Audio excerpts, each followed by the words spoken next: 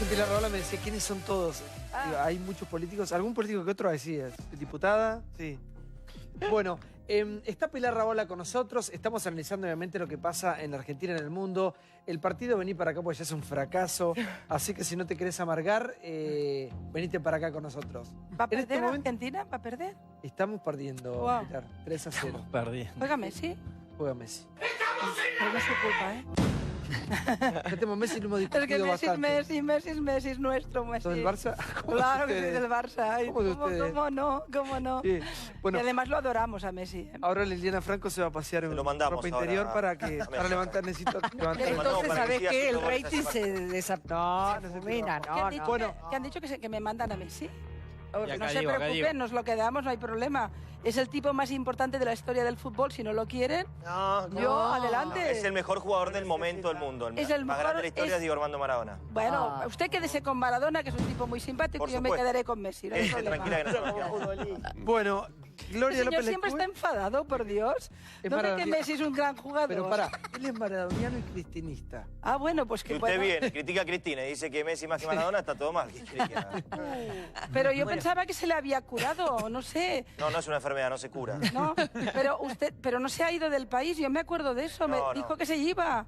Yo pensaba que me lo moda que encontraría. impusieron norteamericanos ahora. Yo pensaba que me lo encontraría en Barcelona. Digo, mira, voy a tener a Brancatelli por Barcelona, porque ¿verdad que lo dijo que se iba del país y ganaba Macri? Sí, como Miley Cyrus. Pero a lo mejor aún no lo sabe que ganó, no sé. Pensé que iba a ser más Va, cristiano. un beso, venga, hombre. Era más objetiva. pero veo que no. Relájate. Bueno, me gusta para una obra de teatro en Carlos Palas. Veo que muy bien recibido. Brancatelli y Rahola. Rahola y Brancatelli. Bolos no haremos. Muy bien Bueno, recibida. a ver, Gloria, por favor, tu pregunta, sí. Mirar, a mí me gustaría que me comentaras esta decepción y este fracaso de la clase política. ¿Cómo se arregla, no? Porque más que un servicio, es un negocio ser político, ser funcionario del Estado. Mira, la crisis de lo que se llama en Europa, no sé si aquí utilizáis el mismo término, la vieja política, porque ya se ha instalado ese concepto en el relato político, que es los partidos tradicionales, el establishment, las democracias cerradas que tienen poca democracia interna. Por ejemplo, la americana o la anglosajona todo diputado tiene una representación muy directa con su gente, pero en España, por ejemplo, que las listas son cerradas, uno puede tener un diputado por Cuenca que vive en Albacete, es decir, y todo hace, después hay una corrupción sistémica, hay unos problemas de financiación de partidos, y estamos en el mundo de las redes sociales, en el mundo en el que la ciudadanía se comenta unos a los otros lo que ocurre y establecen relatos alternativos. Y entonces, claro, toda esa política que ha llevado tantos años instalada con mucha fuerza en el poder, al lado y lado del espectro ideológico está en crisis.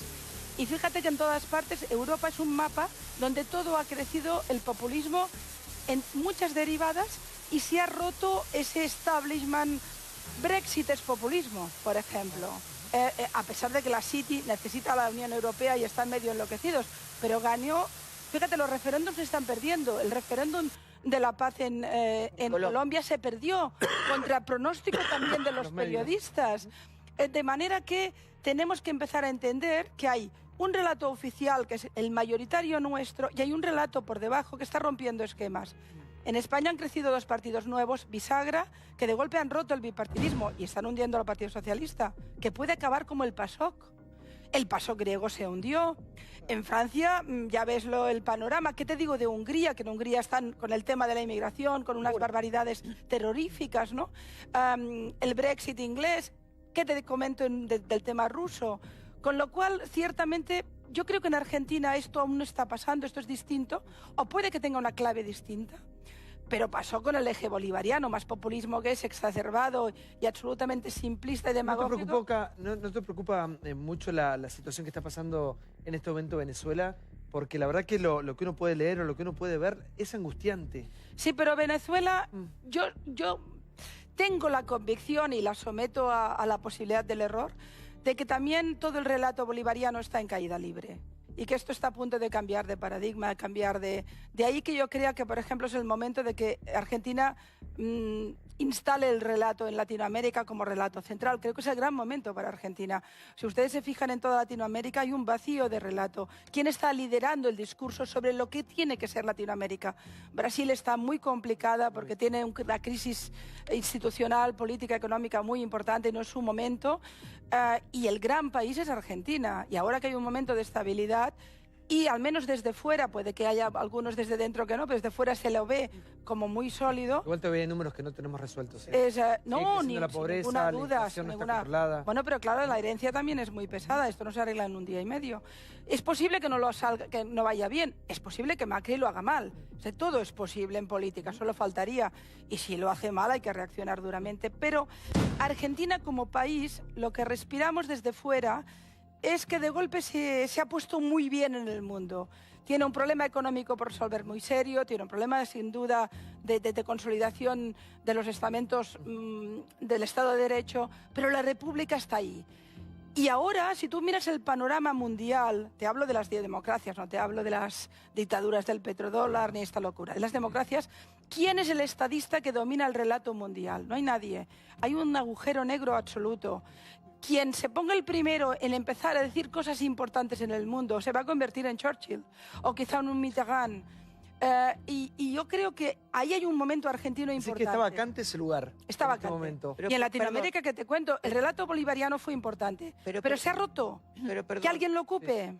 Pero perdón, Pilar, si el mundo te está demostrando que la política que gana es la política espectáculo, ¿cómo vamos a esperar un Churchill o un Mitterrand? Pero quizá hay que construirlo. Digamos, y cada vez los políticos leen menos y les interesa menos tener una opción de economía mundial. Pero capitalismo. Tienes toda la razón. Es decir, yo creo que estamos en un momento muy complicado para la política estándar, pero también para la consolidación de las democracias. Yo soy de los que piensan, desgraciadamente, que la democracia no está de moda y tampoco lo está la libertad. Más bien lo que está de moda es el control de la política, el control de la ciudadanía, el control de la libertad de expresión. Y repito nuevamente, y eso se da en derechas y en izquierdas, hay de todo en botica. No está de moda porque, por un lado, las potencias emergentes más importantes son dictaduras brutales, pero cargadas de dinero, y por tanto todos a poner la manita. Y del otro, las democracias están teniendo una presión en sus fisuras que alimentan estos nuevos personajes que viven a caballo de la audiencia televisiva, a caballo de la boca gruesa y de la pancartita, ¿no? Es evidente que no es un buen momento para la política real. Esto es la antipolítica, gana la antipolítica. Pero es el mundo que tenemos, ¿eh? Sí, doctora, por favor. No sé muy bien qué preguntarle porque no soy periodista. Tal vez una reflexión con esto último que usted planteaba. Roberto Gargarella, que es un jurista y sociólogo argentino, habla últimamente de lo que él denomina el déficit democrático, ¿no?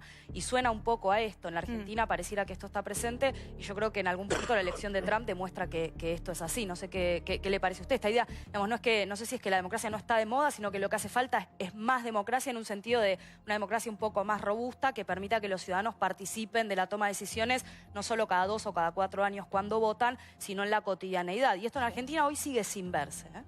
Sí, pero fíjate que cuando la ciudadanía participa masivamente no nos gusta, porque los americanos han participado. Ha habido un voto masivo y, sin embargo, el resultado nos inquieta, ¿no?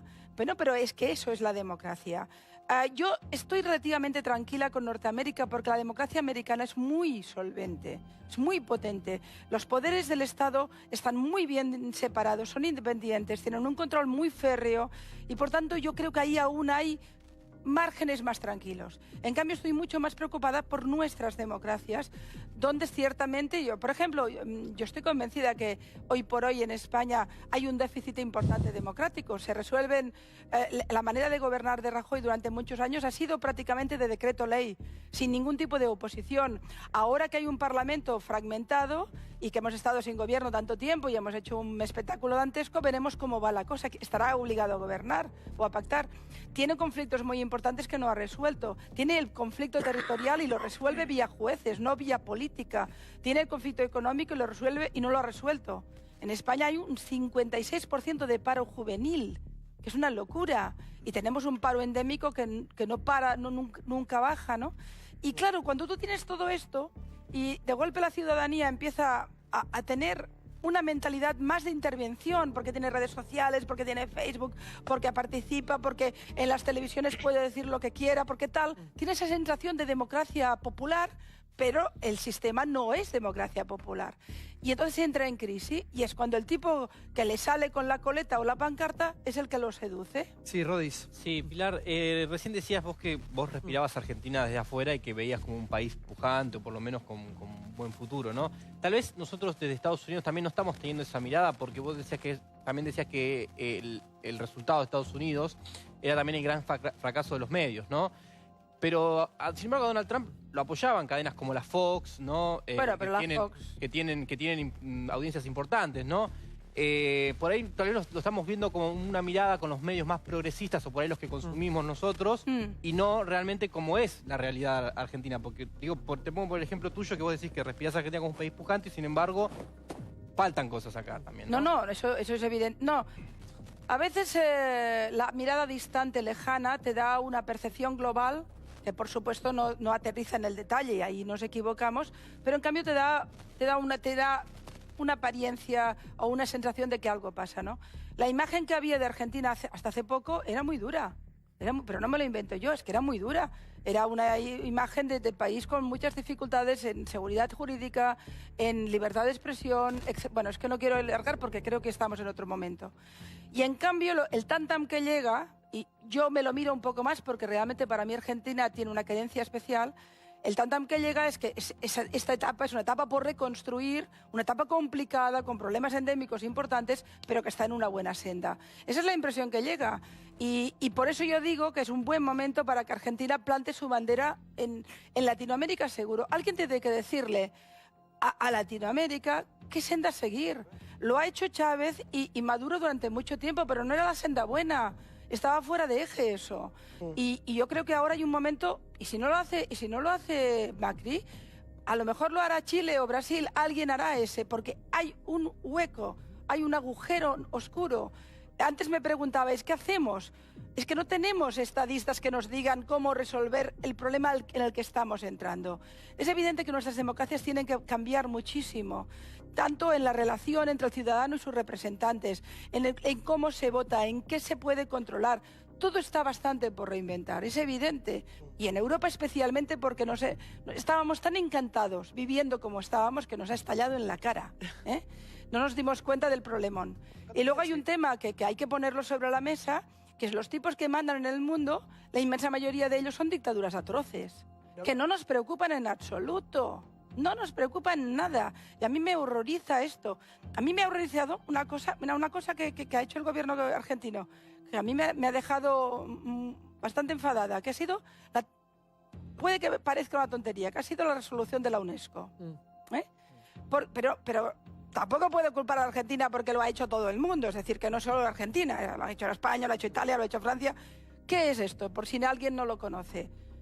Bueno, pues por la presión de los países islámicos se hace una resolución en UNESCO, que es la organización que defiende el patrimonio de la cultura, para decidir que el Monte del Templo, lo que se conoce aquí por el Muro de los Lamentos, me parece, sí. El Monte del Templo de Jerusalén, que es donde se hizo el sacrificio de Isaac, bíblico, donde se hizo el primer templo para guardar la Arca de la Alianza. Es pura Biblia, es cultura judea y cristiana.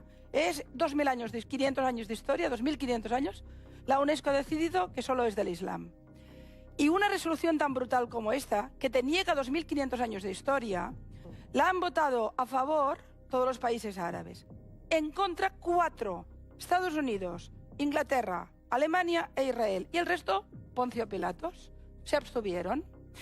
Y sinceramente, es evidente que yo, ¿cómo le voy a decir nada al presidente de Argentina de por qué se ha abstenido si lo ha hecho Francia? Si lo ha hecho España, se lo ha hecho todo Dios. ¿Por qué se han abstenido? Para no meterse en ese lío. Claro. Pero significa que las instituciones internacionales pueden permitirse el lujo hasta de matar la historia por intereses económicos. Y esto es una locura porque significa que no tenemos ni eso, ni instituciones que preserven el sentido común. Cuando uno vota en contra de la Biblia, de 2.500 años de historia, y lo hace la UNESCO, ¿En qué voy a creer yo? ¿Qué me queda como ciudadano? Y luego tenemos nuestros políticos diciendo, bueno, este lío mejor porque se va a enfadar a Arabia Saudita, o se va a enfadar... No, está la Me respuesta. abstengo. No, está la respuesta porque mira que hay 850 preguntas. Perdón. Estuviste en la UCA hablando, ¿no? Disertando. Estuve en la UCA, en UADE y en Palermo. Bueno, esto es las como tres todo. universidades. Es como todo eso junto. Yo en el Congreso. Ah, mira qué lindo. ¿Había gente? ¿Volvieron los vedores o no? Senadores y ¿Volvieron los vedores que fueron? Se fueron a Estados Unidos. No, algunos quedan ahí. Algunos quedaron vedores. Hay que aprovechar Bueno, la había, semana. había. Johnny, por favor, sí. No, compartiendo mucho lo que decía Pilar, ella decía, la realidad nos estalló en la cara a los países europeos. Acá también, Pilar, nos pegó ese 32, 33% de pobreza que todos sabíamos que era real, pero cuando lo dijo el INDEC, que es el Instituto Nacional de Estadística y Censo, nos pegó un cachetazo, un golpe durísimo en la cara. Cristina, recién que vos la mencionabas, la expresidenta, hablaba del fracaso de la vieja política. Yo me preguntaba, bueno, ella dice, en los Estados Unidos ganó alguien que representa la crisis de la representación política. Lo único del pueblo de Estados Unidos está buscando es alguien que rompa con el establishment.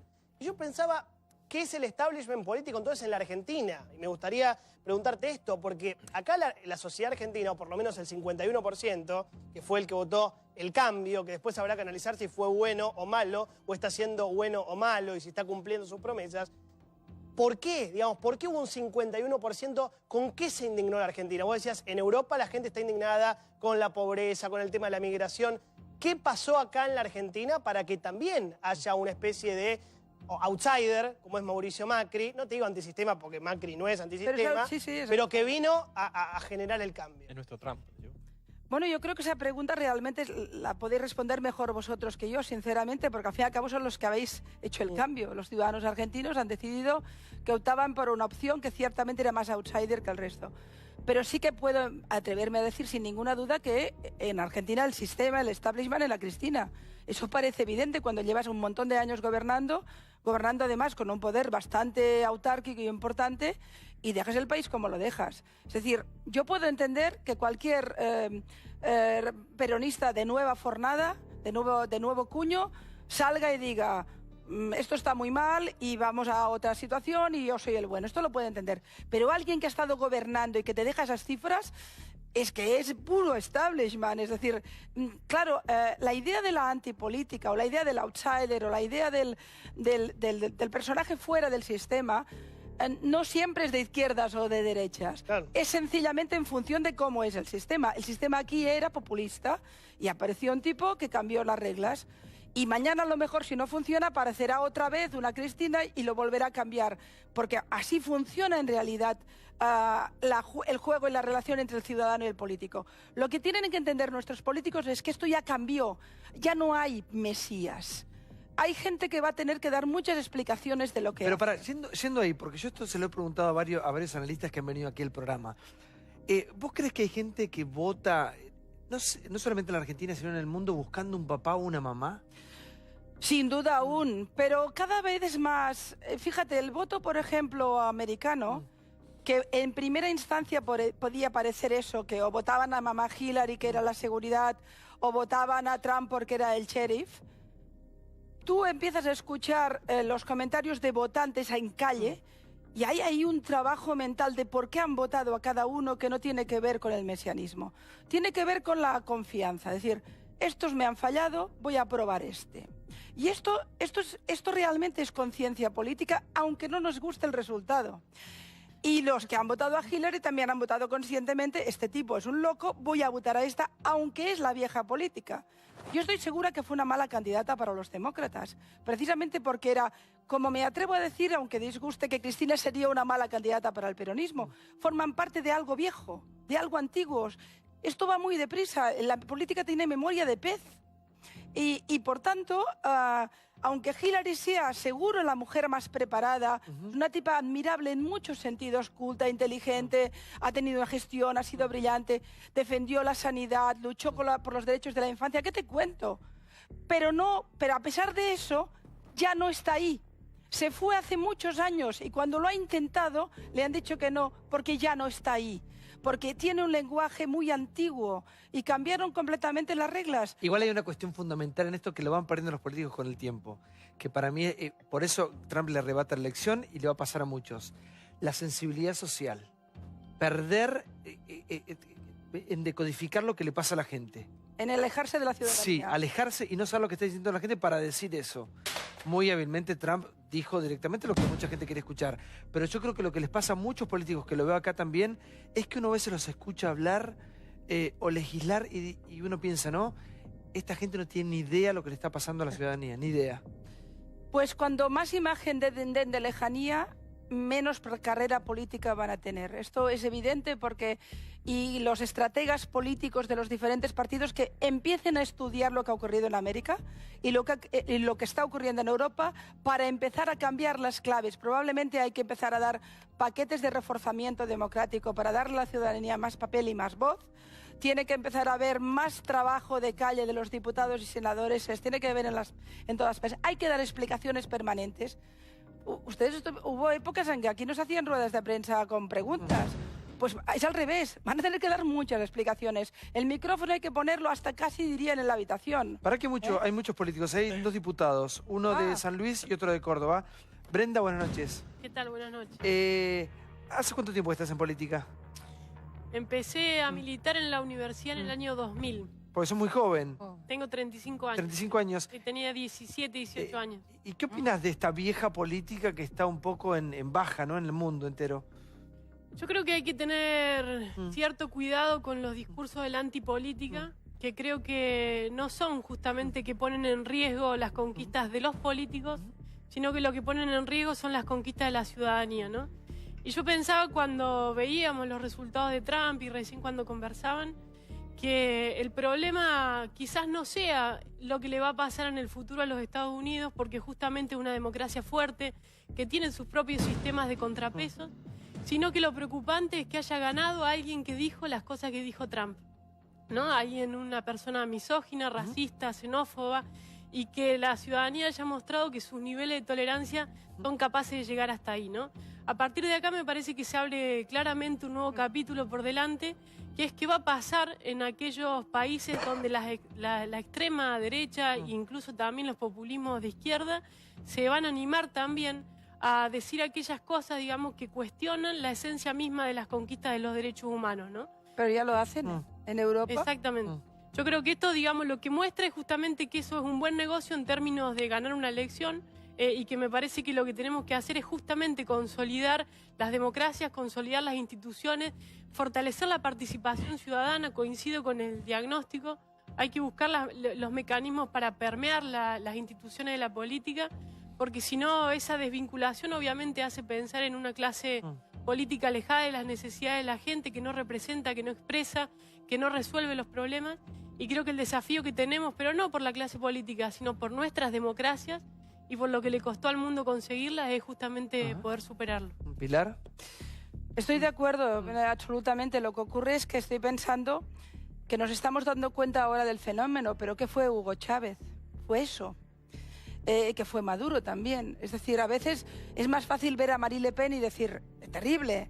Bueno, pero la diferencia entre Marine Le Pen en el lado derecho y un Chávez en el lado izquierdo vendiendo la misma basura demagógica, mintiendo a la ciudadanía y no resolviendo ni un solo problema, sí es la misma al final, ¿no? Quiero decir que el fenómeno hace tiempo que está creciendo. Lo que ocurre es que cuando es de izquierdas lo vemos menos, porque queda mejor. Pero en realidad continúa siendo un problema muy serio. Tú decías qué pasará cuando lo que dice Trump lo digan en otras partes. Yo ya lo he oído. Yo ya he oído eso. Todo el crecimiento de la extrema derecha en Francia tiene que ver con el racismo y con la xenofobia. Hay un neonazi que está a punto de ser primer ministro de Austria. Claro. La extrema derecha austriaca, Austria, es que claro, es Austria, ¿eh? Va a ganar. Con todo lo que tiene de peso en la memoria europea.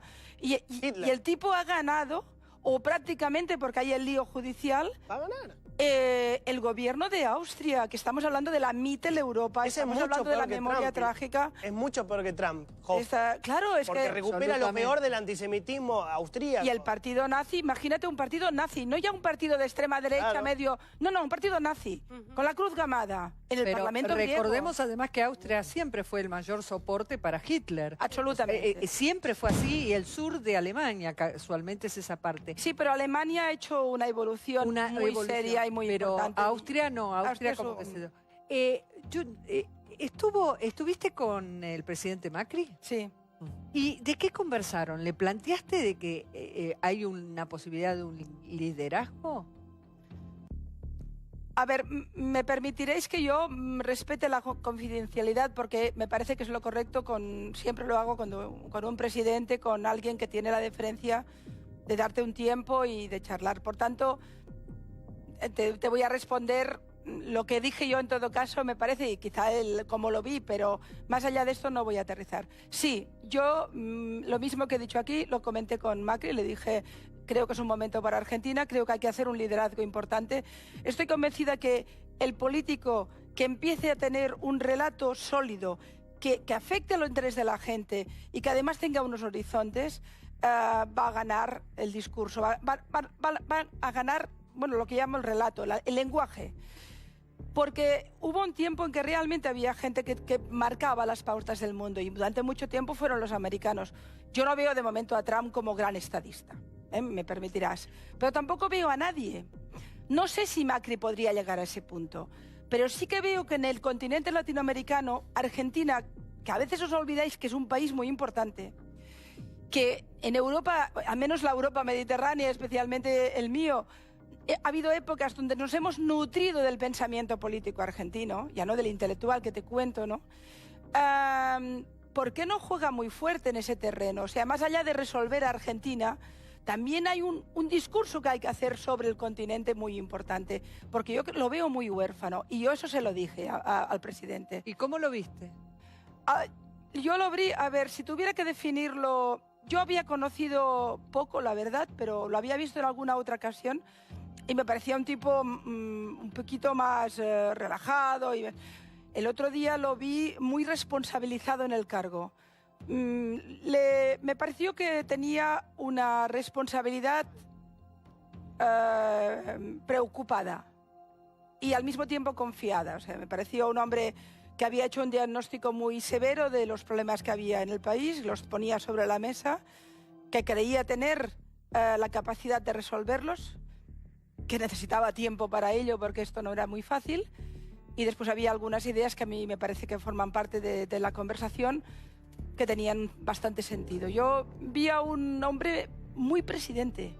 O sea, de golpe ya no era Macri, era el presidente de Argentina. A ver, diputado, y eso me pareció interesante, sí. Diputado Ricardo. Bueno, yo la escuchaba a Pilar hablar de los déficits de nuestra política y de nuestra representación, pero quiero poner en valor algo muy importante que ha pasado en el Parlamento argentino. Incluso en nuestra Argentina, donde hay provincias, donde hay un festival, diría yo, de superpoderes a veces para el manejo del presupuesto. Incluso en la mía, San Luis, que es una de ellas durante muchos años. Un festival de superpoderes donde prácticamente muchos bloques oficialistas son, diríamos, escribanías del Poder Ejecutivo. Y el Parlamento argentino, por voluntad política del Gobierno Nacional, ha dado un paso importante. Hay muchos déficits, sin duda. Por ejemplo, reducir la discrecionalidad de la jefatura de gabinete en la asignación de los recursos de la nación a las provincias. Es decir, acotar los superpoderes. Ese es un mensaje muy importante. Veníamos de una década de superpoderes que ha provocado una enorme discrecionalidad en el recurso de la distribución de los recursos del país. Eso fundamentalmente en el periodo de Cristina.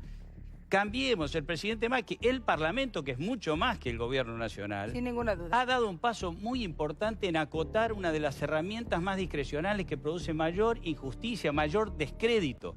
Eso no quiere decir que no haya, digamos, todavía una fuerte interpelación de nuestra sociedad a la clase política.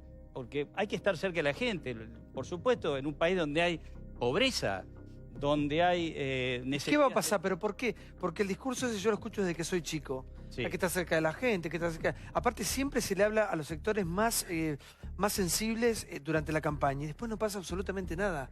Siempre se le habla a los jubilados, se le habla a la gente humilde, se habla de hacer rutas, se habla de hospitales, se habla... Educación.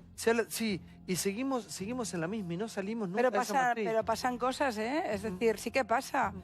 Pasa que, por ejemplo, llevamos un tiempo equivocándonos en los pronósticos, es decir, están pasando cosas porque ciertamente empieza a haber una cierta rebelión de los ciudadanos respecto a lo que les venden y no lo compran tanto.